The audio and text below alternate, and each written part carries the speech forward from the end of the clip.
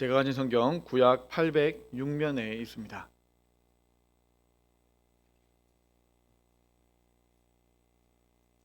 한 절씩 교독하도록 하겠습니다. 여호와여, 나의 말에 귀를 기울이사 나의 심정을 헤아려 주소서.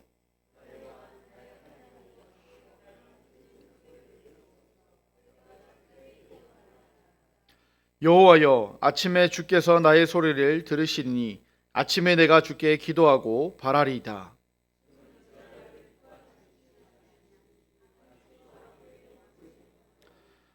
오만한 자들이 주의 목전에 서지 못하리이다. 주는 모든 행악자를 미워하시며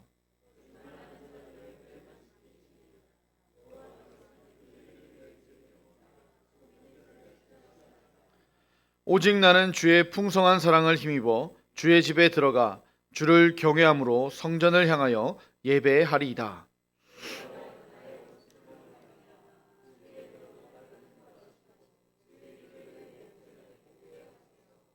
그들의 입에 신실함이 없고 그들의 심중이 심히 약하며 그들의 목구멍은 열린 무덤 같고 그들의 혀로는 아첨 하나이다.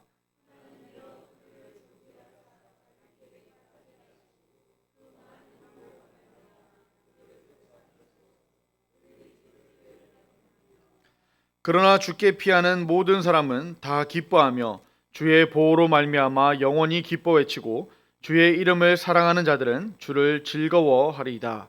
여호와여, 주는 의인에게 복을 주시고 방패로 함같이 은혜로 그를 호위하시리이다. 아멘. 값이 없다라는 말은 두 가지 의미로 쓸 수가 있을 겁니다. 우선은 무료요, 공짜일 때도 값이 없다고 표현하지만 너무 비싸서 도저히 가격을 정할 수 없을 때에도 값이 없다라는 표현을 씁니다. 하나님의 은혜를 값이 없다고 할 때에는 이 두 가지 뜻이 다 포함되어 있다고 할 수 있습니다. 먼저 하나님의 은혜는 우리로서는, 우리의 입장에서는 아무런 대가를 치르지 않고 누릴 수 있기에 공짜고 무료가 맞습니다. 그런데 만일 이 하나님의 은혜를 가치라는 측면에서 생각해 보면 어떻겠습니까? 하나님의 은혜는 십자가에 달려 돌아가신 독생자 예수님께서 가장 분명하게 나타내셨습니다. 그러니 이 십자가 사건을 생각해 보면 하나님의 은혜는 그 어떤 금은보화에도 비교할 수 없을 정도로 소중한 가치를 지니고 있다는 겁니다. 그런데 우리는 값없는 은혜라고 하면 무엇부터 생각합니까? 아무런 대가를 지불하지 않았다는 생각에 공짜나 무료라고 생각하기가 쉽습니다. 또 그렇게들 많이 생각을 합니다. 그러다 보니 이것을 잘 모르는 사람의 경우에 하나님의 은혜를 아주 천박한 싸구려 은혜라고 생각하기도 합니다. 하지만 이렇게 생각하면 우리를 위해 십자가에 달려 돌아가신 예수 그리스도의 희생까지도 천박한 싸구려라고 오해할 수가 있다는 겁니다. 그럼 과연 예수님께서 당하신 십자가의 고난과 죽음이 또한 하나님의 은혜가 아무런 가치가 없는 싸구려이겠습니까? 절대로 그렇지가 않다는 거죠. 독생자 예수 그리스도께서 당하신 십자가의 고난과 죽음, 또 그로 인한 하나님의 은혜는 그 무엇과도 비교할 수 없을 정도로 소중한 가치를 지니고 있습니다. 오늘 시편 5편 본문은 바로 이렇게 그 무엇보다도 소중한 하나님의 은혜에 대해서 노래하는 시편입니다. 오늘 시편 5편에도 표제어가 있죠. 다윗의 시, 인도자를 따라 관악에 맞춘 노래입니다. 시편 4편은 현악에 맞춘 노래였는데 5편은 관악에 맞춘 노래라고 합니다.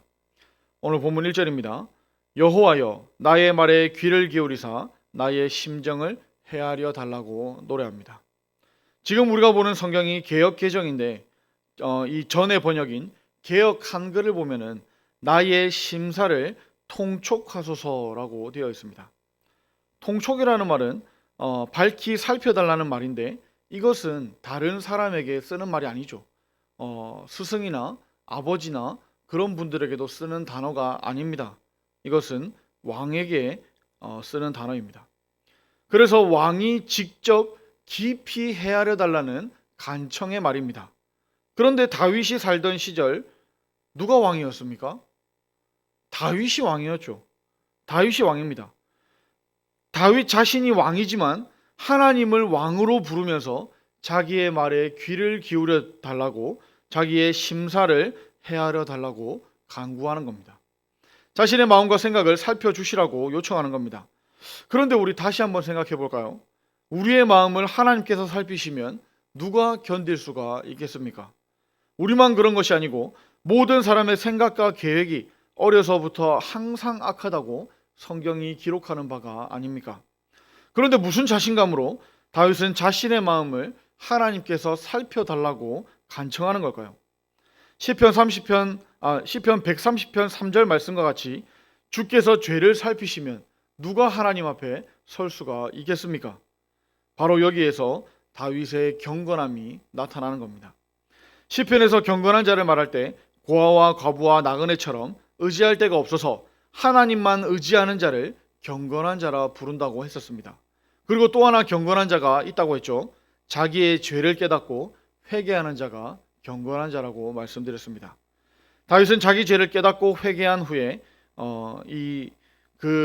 회개한 경건한 자에 속하는 사람입니다. 다시 말하자면 이런 경건한 자는 자기의 의를 믿는 것이 아니라 의의 하나님을 믿기에 자기를 살펴달라고 요청할 수가 있다는 거죠. 그러므로 하나님의 의를 믿고 있는 것을 살펴달라는 것이며, 이런 의로 핍박받는 것에서 구하여 달라는 기도이며 노래라는 겁니다. 계속해서 2절과 3절도 보시겠습니다. 나의 왕 나의 하나님이여, 내가 부르짖는 소리를 들으소서. 내가 주께 기도하나이다. 여호와여, 아침에 주께서 나의 소리를 들으시리니 아침에 내가 주께 기도하고 바라리이다. 다윗이 왕인데도 하나님을 왕으로 부르면서 부르짖는 소리를 들어달라고 노래합니다. 기도하는데 부르짖어서 기도합니다. 그것도 아침부터 기도합니다. 하나님께서 나의 소리를 들어주실 것이기에 아침부터 주께 기도한다고 또 하나님께 바란다고 그렇게 노래하는 거죠. 그런데 이런 모습이 우리가 평소에 생각하는 왕, 또 우리가 생각하며 우리가 원하는 왕의 모습이겠습니까? 섭정을 당하는 어린 왕의 모습이라면 어느 정도 이해할 수가 있습니다. 오늘 아침에 어떤 회의에는 가서 이렇게 이야기해라. 오늘 어떤 모임에서는 어떤 누구에게는 이런 일을 지시해라 라고 할 수가 있을 겁니다. 그런데 다윗은 여호와의 기름 부음을 받아 세움을 받은 왕인데도 자기의 힘, 자기의 지혜를 사용하지 않고 하나님께 매달리는 아이와도 같은 모습입니다. 세상에서 말하는 왕이란 이런 모습이 아니죠. 자기의 권위를 가지고 자기의 힘을 가지고 백성을 다스려야 왕이라고 부릅니다. 그래서 왕을 대적하는 자들이 나오면 구족을 멸해서라도 왕위를 지켜내는 겁니다. 이렇게 하려면 왕은 힘이 있어야 되죠. 힘을 가지려면 군사가 강해야 됩니다. 돈도 많아야 됩니다. 이런 힘을 가지려면 이웃 나라의 힘 있는 왕들의 딸들과 결혼하여 우호 세력도 많이 가지고 있어야 합니다. 이런 힘을 가진 자를 세상은 왕이라고 부릅니다. 이런 힘 있는 왕에게 다른 사람들은 복종하는 것이죠. 그런데 성경은 그런 힘이 있는 인간 왕이 없어도 되는 나라가 있다고 가르칩니다. 이스라엘입니다. 이스라엘은 제사장의 나라이기 때문에 왕이 아니라 제사장만 있으면 되는 나라라는 겁니다. 제사로 유지되는 나라라는 말은 어린 양의 피뿌림 안에, 즉 하나님의 은혜 안에 살아가는 나라라는 것이죠. 그런데 이스라엘 백성들이 그런 믿음이 없었기에 인간 왕을 세워달라고 사사시대 말기에 백성들이 사무엘에게 요청했던 겁니다. 사무엘은 그런 자신을 버리는 것으로 알고 섭섭해했지만 하나님께서는 사무엘에게 너를 버리는 것이 아니라 나를 버리는 것이라고 하시면서 인간왕을 기꺼이 세워주라고 말씀하셨습니다. 그래서 세운 인간왕이 사울이었지만 그가 하나님의 말씀을 버림으로 패하시고 다윗을 기름 부어 왕으로 세우셨죠. 이스라엘 왕은 세상의 다른 왕들과는 전혀 다른 왕이 되어야 했습니다. 세상 왕의 힘이라는 것을 가지지 말라고 말씀하셨습니다. 가장 최소한만을 가지라고 허락하셨었습니다. 그러면서 왕위에 오르면 세상의 힘을 추구하지 말고 여호와의 율법을 평생에 자기 옆에 두어 읽으며 하나님 경외하기를 배우라고 말씀하셨습니다. 이스라엘 왕은 세상의 다른 왕처럼 자기 마음대로 자기 나라를 통치할 수가 없었습니다. 그러면 안 되는 거였습니다.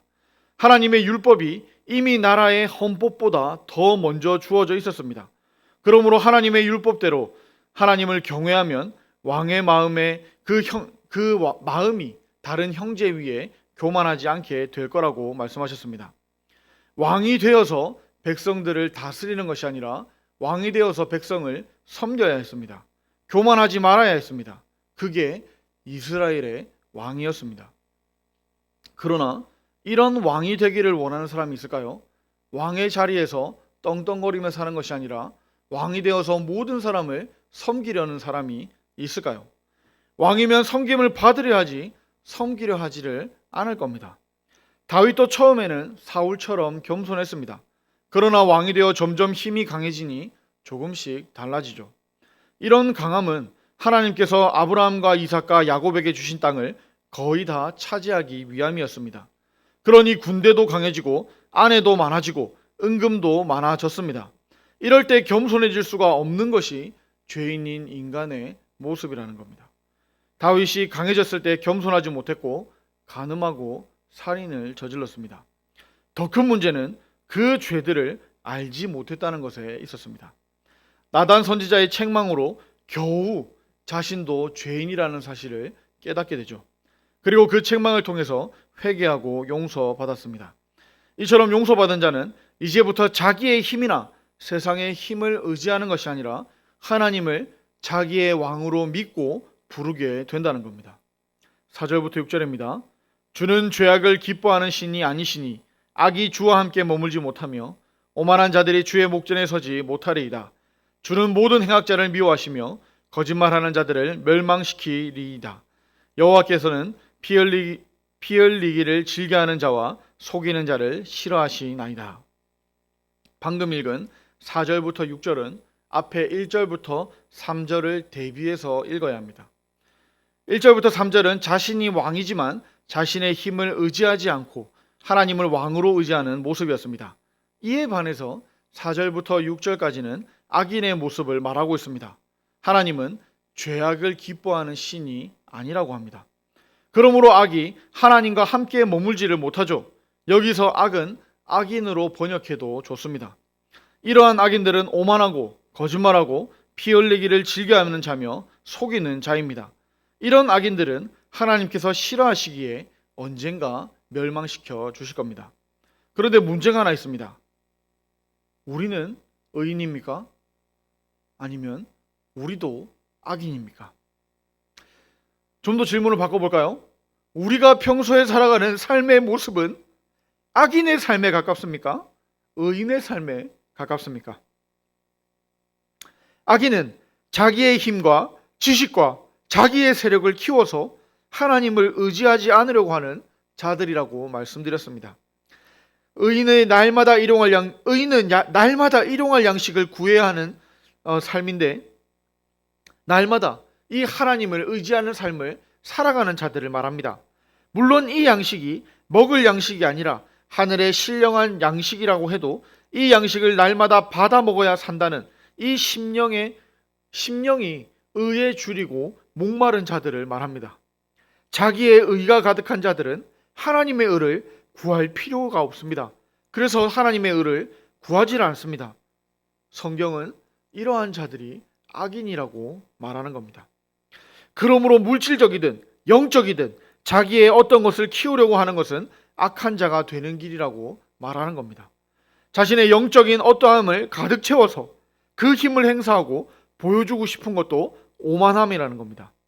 그러므로 하나님께서 택하신 백성이라면 오만한 자리에 앉지 않도록 하나님께서 나의 힘을 빼주시는 것이 하나님의 사랑일 수도 있다는 것을 기억해야 합니다. 계속해서 7절입니다.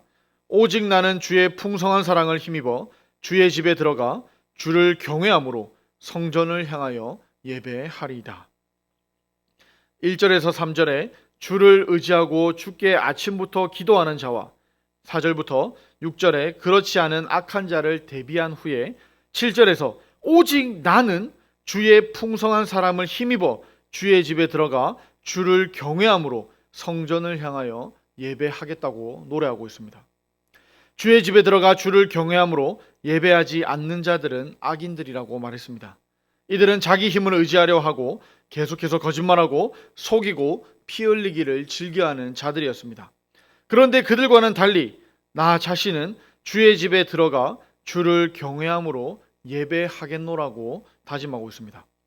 그런데 이렇게 예배할 수 있음이 자기의 행위가 아니라 주의 풍성한 사람을 힘입어서 그렇게 하겠다고 말합니다. 그러므로 우리의 신앙생활이 남과 비교하여 자기를 자랑하고 있다면 이것은 주의 풍성한 사랑을 힘입은 것이 아님을 알 수 있습니다. 나의 나됨은 다 하나님의 은혜라는 고백만이 우리의 자랑이 되어야 합니다. 내가 남들보다 잘하고 있다. 내가 저 사람보다는 더 훌륭한 신앙생활을 하고 있다. 라는 생각이 든다면 그것은 오만한 것이라는 겁니다. 그러니 내가 이렇게 할 수 있는 것, 이것도 하나님의 은혜다라는 고백이 있어야 합니다. 8절입니다. 여호와여 나의 원수들로 말미암아 주의 의로 나를 인도하시고 주의 길을 내 목전에 곧게 하소서. 나의 원수라는 말을 보면 엎드려 나를 기다리는 자들을 인하여라는 말입니다. 강도나 도적들이 덮쳐 삼키려고 엎드려 기다리는 자들이 원수라는 겁니다. 이들로 인하여 주의 의로 나를 인도해 달라고 기도합니다. 원수들이란 여호와의 의를 의지하지 않고 자기의 의를 의지하는 자들이었습니다. 이런 자들이 7절에서 본 대로 하나님의 풍성한 사람을 힘입는 내용이 무엇인지를 모르는 자들입니다. 하나님의 풍성한 사랑을 입은 적이 없는 자들은 그 사랑을 입은 자들을 대적하기 위해서 늘 기다립니다. 예수님께서 이 땅에 오셨을 때 예수님의 언행을 살펴서 고발하려는 자들의 모습과 똑같은 모습 아닙니까? 그러므로 주의 의로 나를 인도하시고 주의 길을 내 목전에 곧게 하여 달라고 기도하며 노래하는 겁니다. 나의 의가 아닙니다. 나의 길이 아닙니다. 주의 의와 주의 길로 인도해 달라고 하는 것이 이 믿는 자의 기도이며 노래라는 겁니다. 9절입니다. 그들의 입에 신실함이 없고 그들의 심중이 심히 악하며 그들의 목구멍은 열린 무덤 같고 그들의 혀로는 아첨 하나이다. 그들의 입에 신실함이 없다는 말이 그 마음에 신실함이 없는 겁니다. 그래서 그 심중에 악하다고 합니다. 이런 자들의 목구멍은 열린 무덤과 같다라고 말합니다. 우리나라처럼 매장하지 않고 돌무덤에 안치하는 무덤을 이야기하죠. 그런 무덤에 문이 열리면 시체 썩는 냄새밖에 나지 않는다고 합니다. 사람의 속이 이렇다는 겁니다. 그런 속에서 나오는 말로 아무리 하나님을 사랑한다고 하고 하나님께 영광을 돌린다고 해도 그것은 아첨하는 말에 불과하다는 것이죠. 예수님의 제자들이 손을 씻지 않고 음식을 먹는 것을 바리새인들이 비난합니다. 그때 예수님께서 이사야 선지자의 말씀을 인용하여 이 백성이 입술로는 나를 공경하되 마음은 내게서 멀도다라고 책망하신 바가 있습니다. 바울은 로마서 3장 13절에 목구멍이 열린 무덤이라는 오늘 시편의 말씀으로 유대인들도 다 똑같은 죄인이다라고 정죄한 적이 있습니다. 사실 로마서 1장부터 하나님의 심판이 무엇인지를 말하면서 이방인의 죄와 유대인의 죄를 다 낱낱이 고발했던 바울이었습니다. 그러므로 유대인이나 이방인이나 그것이 관계없이 하나님의 심판을 받아 마땅하다고 지적했던 겁니다. 그 정죄와 심판이 합당함을 율법이 말씀하고 있습니다. 율법의 의로 자기의 의를 삼은 자들이 악인들이 되는 겁니다. 이들을 시편에서 미리 말씀했으며 예수님께서 오셔서 그것을 밝히 드러내 보여주고 계시는 겁니다. 그러므로 바울이 예수님을 만나고 무엇이 죄인지 무엇이 의가 되는지를 증거했었습니다. 제가 로마서 3장 19절부터 24절을 읽어드리겠습니다. 우리가 알거니와 무릇 율법이 말하는 율법 아래에 있는 자들에게 말하는 것이니 이는 모든 입을 막고 온 세상으로 하나님의 심판 아래에 있게 하려 함이라. 그러므로 율법의 행위로 그의 앞에 의롭다 하심을 받을 육체가 없나니 율법으로는 죄를 깨달음이니라. 이제는 율법 외에 하나님의 한 의가 나타났으니 율법과 선지자들에게 증거를 받은 것이라. 곧 예수 그리스도를 믿음으로 말미암아 모든 믿는 자에게 미치는 하나님의 의니 차별이 없느니라. 모든 사람이 죄를 범하였음에 하나님의 영광에 이르지 못하더니 그리스도 예수 안에 있는 속량으로 말미암아 하나님의 은혜로 값없이 의롭다 하심을 얻은 자가 되었느니라. 아멘. 오늘 시편의 해석과 똑같지 않습니까? 오늘 시편과 똑같은 내용입니다. 이제 10절입니다. 하나님이여 그들을 정죄하사 자기 죄에 빠지게 하시고 그 많은 허물로 말미암아 그들을 쫓아내소서. 그들이 주를 배역함이니이다. 그들을 정죄하셔서 자기 죄에 빠지게 해달라고 기도합니다. 이런 자들이 누구입니까? 로마서 10장 1절부터 3절을 보면 하나님의 의를 모르고 자기의 의를 세우려고 하나님의 의에 복종하지 않는 사람들을 가리키는 말입니다.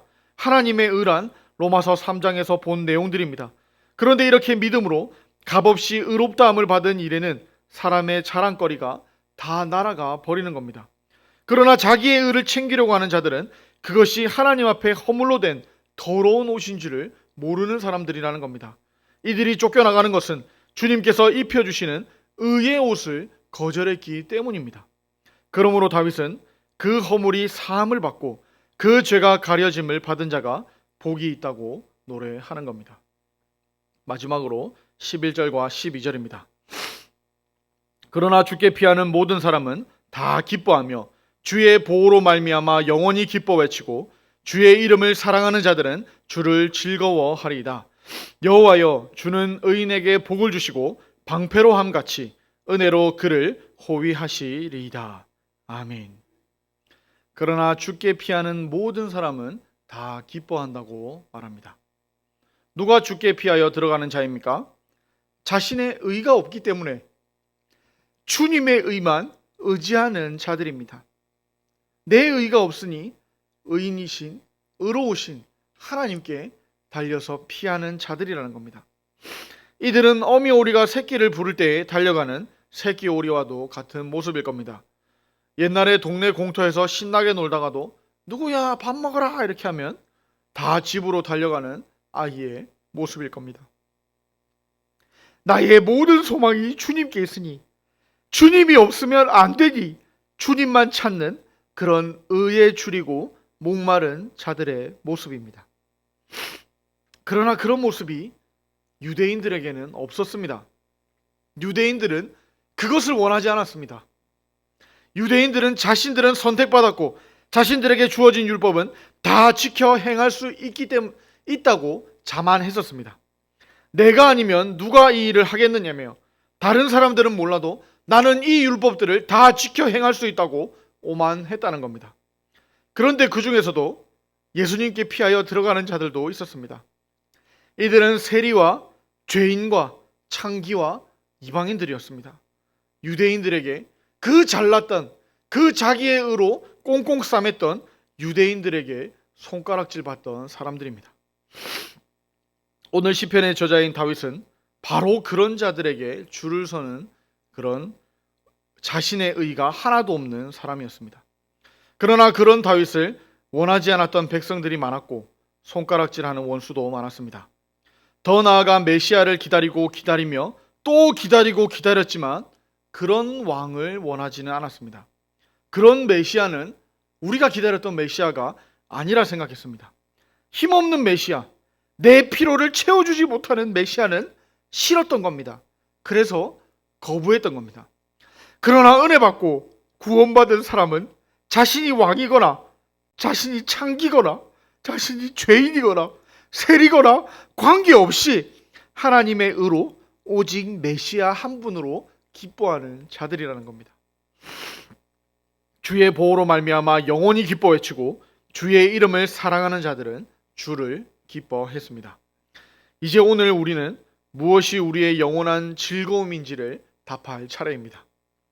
주의 이름을 사랑할 수 있는 이유는 주의 이름으로 우리에게 복을 주시기 때문입니다. 주의 이름으로 복을 주시는 일은 예수님을 믿음으로 의롭다함을 받는 복과 같습니다. 이런 복을 받는 자들이 하나님 나라의 백성들입니다. 우리가 사는 세상은 늘 난리와 전쟁의 소문 등으로 요란한 세상이죠. 그러나 복을 받은 자들은 그 어떤 세상의 난리와 소문에도 흔들리지 않습니다. 그들이 어떤 환경에도 평안할 수 있는 것은 주께서 주를 믿는 자들에게 복을 주시기 때문입니다. 그 복은 은혜의 방패로 모든 상황들 가운데 지켜주시고 보호해 주시는 은혜입니다. 오늘 말씀을 정리하겠습니다.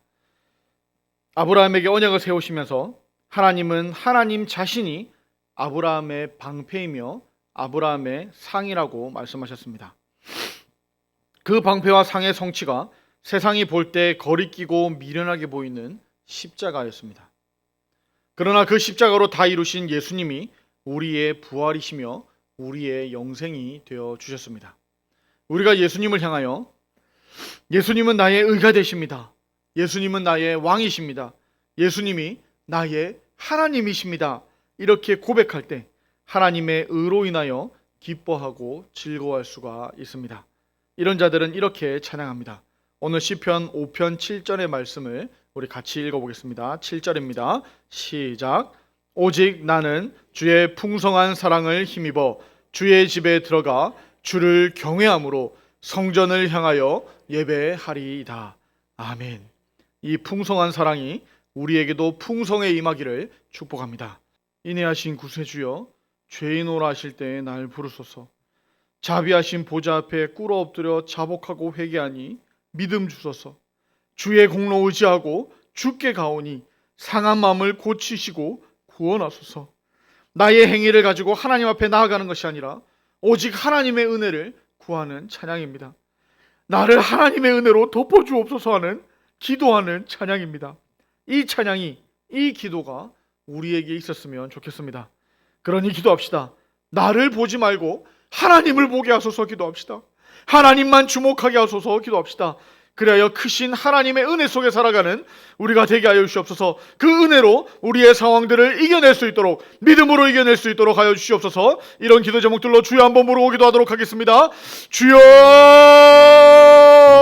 아버지 하나님, 우리의 상황들이 있습니다. 우리의 환경들이 있습니다. 만난 시험이 있습니다. 만난 사고가 있습니다. 어려움들이 있습니다. 그러나 하나님, 이 시간 우리의 보는 것이 아니라, 우리 자신을 보는 것이 아니라, 우리가 만난 상황을 보는 것이 아니라 오직 하나님을 바라볼 수 있도록 도와주시옵소서. 은혜 주시는 하나님, 구원 주시는 하나님, 우리에게 사랑을 베푸시는 하나님을 바라볼 수 있도록 도와주시옵소서. 아버지, 우리에게 가장 좋은 것을 주시는 하나님을 기대하면서 우리가 만난 상황들, 우리가 처한 상황들, 우리가 가지고 있는 이 아픔과 병들까지도 하나님, 이것들을 가장 선하게 역전시켜 주실 하나님을 기대하며 하나님 앞에 나아가게 하여 주시옵소서. 우리를 대적하는 자들, 우리를 어렵게 하는 것들, 아버지, 이런 것들까지도 하나님께서 다 바꾸실 것을 우리가 기대하며 하나님을 의지하며 하나님의 은혜를 구하며 나아가게 하여 주시옵소서. 이 시간 기도하는 시간에 우리의 모습을 보는 것이 아니라 우리에게 가장 좋은 것 주시는 하나님을 찾으며 하나님을 기대하며 하나님을 의지하며 나아가게 하여 주시옵소서. 아버지, 내가 잘나서가 아니라, 내가 어떠해서가 아니라 하나님께서 나를 사랑하시기 때문에 우리가 하나님의 보좌 앞으로 나아갈 수가 있습니다. 이것을 우리가 기억하면서 하나님, 나의 나됨을 보는 것이 아니라 하나님께서 나를 이끄시고 하나님께서 나를 세우시고 나를 만들어 가시고 나를 이 어려움 가운데서도 구원하여 주실 그 하나님을 기대하면서 오늘도 기도하며 나아가는 저희들 되게 하여 주시옵소서. 아버지, 우리가 그렇기 때문에 기도의 자리를 찾을 수 있고 아버지 하나님 앞에 기도할 수 있음을 우리가 믿음으로 고백합니다. 아버지, 우리의 기도의 원인 되시는 하나님, 우리의 기도의 힘이 되시는 하나님을 의지하여서 우리가 오늘도 기도하며 하나님을 찾게 하여 주시옵소서. 하나님을 찾고 부르짖을 때 하나님 우리를 만나 주시고 우리의 기도에 응답하여 주시옵소서. 우리 두 번째로 기도할 것은 하나님의 은혜로 하나님을 기뻐하게 하소서 기도합시다. 우리에게는 기뻐하지 못할 일들이 너무나 많이 있습니다. 건강도, 경제적인 것도, 자녀도, 가정도, 환경도, 어떤 우리가 만난 문제도 우리를 마냥 기뻐하게 만들지를 못합니다. 그러나 그럼에도 우리는 기뻐할 수가 있습니다. 우리를 용납하시고 그런 우리를 받아주시고 그런 우리의 아픈 기도를 다 받아주시고 은혜 주시는 하나님으로 기뻐할 수가 있습니다. 이 시간 그 하나님을 찾고 구했으면 좋겠습니다. 나의 모든 것, 나의 어떠함 때문이 아니라 하나님으로 기뻐하게 하여 주시고 우리의 이 모든 상황들도 하나님께서 우리에게 기쁨으로 바꿔주실 것을 기대하면서 예수님 한 분만으로 또 만족하게 하옵소서. 이런 기도 제목들로 주여 한번 부르고 기도하도록 하겠습니다. 주여, 아버지 하나님, 우리가 세상을 살아가면서 하나님을 바라보지 못할 때가 너무나 많이 있습니다. 하나님을 주목해야 되는데도 내 문제, 내 상황, 내 것들을 바라봅니다. 아버지, 그리고 하나님의 의로 우리가 기뻐하며 나아가야 되는데 하나님의 의로 우리가 충만하며 감사해야 되는데 아버지, 나의 의를 바라보면서 나의 의도 아닌 나의 것을 바라보면서 좌절하고 실망하고 하나님 앞에 나아가지 못하고 오늘도 세상 속에서 사람들 앞에서 좌절하고 낭망할 때가 많습니다. 아버지, 이것들을 다 뛰어넘어서 하나님을 바라보게 하여 주시고 하나님 주시는 의로운 입게 하여 주시고 하나님이 바꾸실 것을 기대하면서 하나님께 나아가게 하여 주시옵소서. 은혜 주시는 하나님, 우리에게 사랑 베푸시는 하나님 앞에서 아버지, 우리가 기뻐하며 우리의 영혼이 안식을 취하며 나아가게 하여 주시옵소서. 아버지, 우리에게 주신 예수님으로 말미암아 우리가 기뻐하며 만족하며 살게 하여 주시옵소서. 아버지, 특별히 사순절 기간입니다. 아버지, 우리에게 주신 예수님을 더욱더 묵상하며 우리에게 무슨 말씀을 해주셨는지, 무슨 사랑을 보여주셨는지, 또 십자가의 은혜는 얼마나 큰지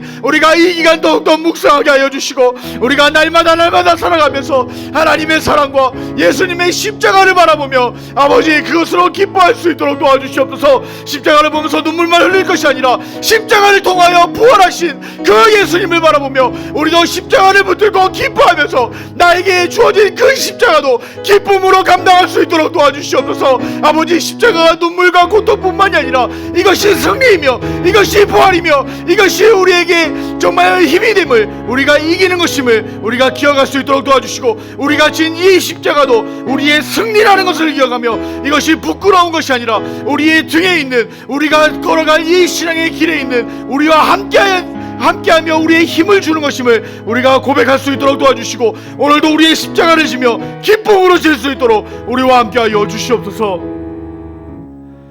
우리 주보에 있는 기도 제목들로 계속해서 기도하겠습니다. 새가족 정착과 사랑의 섬김을 위해 기도합시다.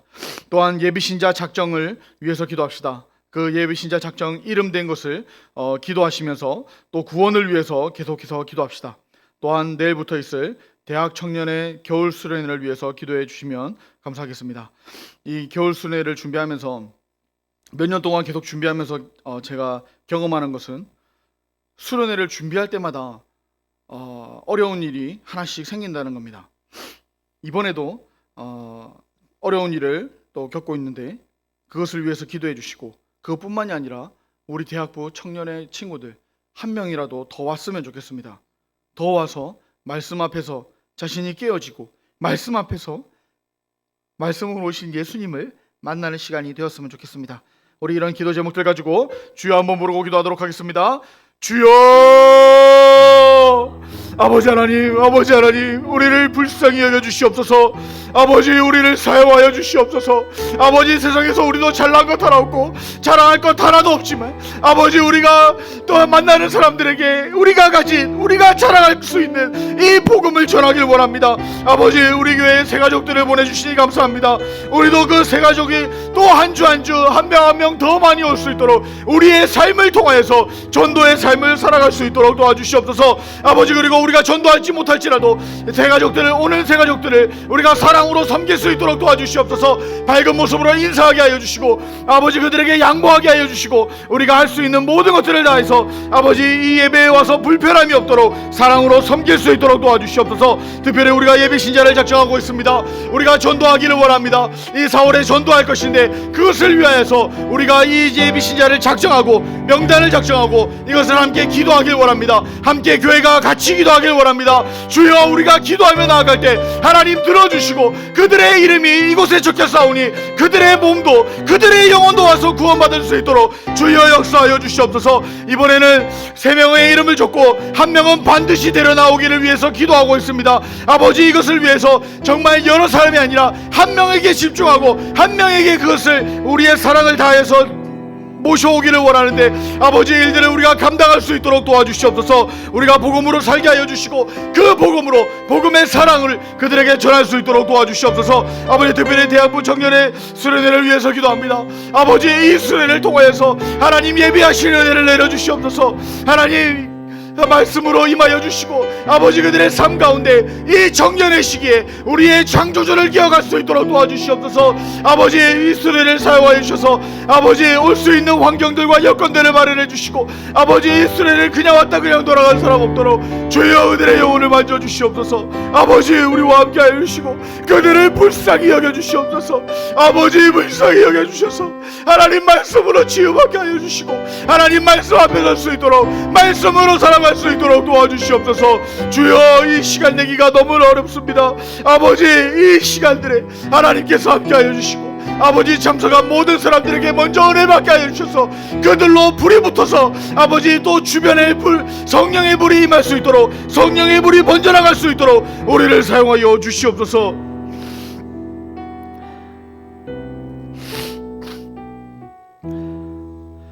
아버지 하나님, 감사와 찬양을 올려드립니다. 오늘도 예배하며 또 기도하며 나를 바라보지 않게 하시고 내 주변 환경을 바라보지 않게 하시고 오직 하나님만 보기를 원합니다. 눈을 들어 하나님을 보게 하시고 하나님으로 만족하며 하나님으로 기뻐하게 하여 주옵소서. 우리가 부족해도 부족한 모습 그대로 하나님 앞에 서기를 원합니다. 우리가 부족하기에 하나님께 은혜 받기를 원합니다. 은혜를 구할 때 우리에게 필요한 은혜를 넉넉하게 부어 주시옵소서. 남은 한 주간도 하나님의 은혜 가운데 머무르길 원하오니 우리와 함께하여 주시옵소서. 예수님의 이름으로 기도합니다. 아멘.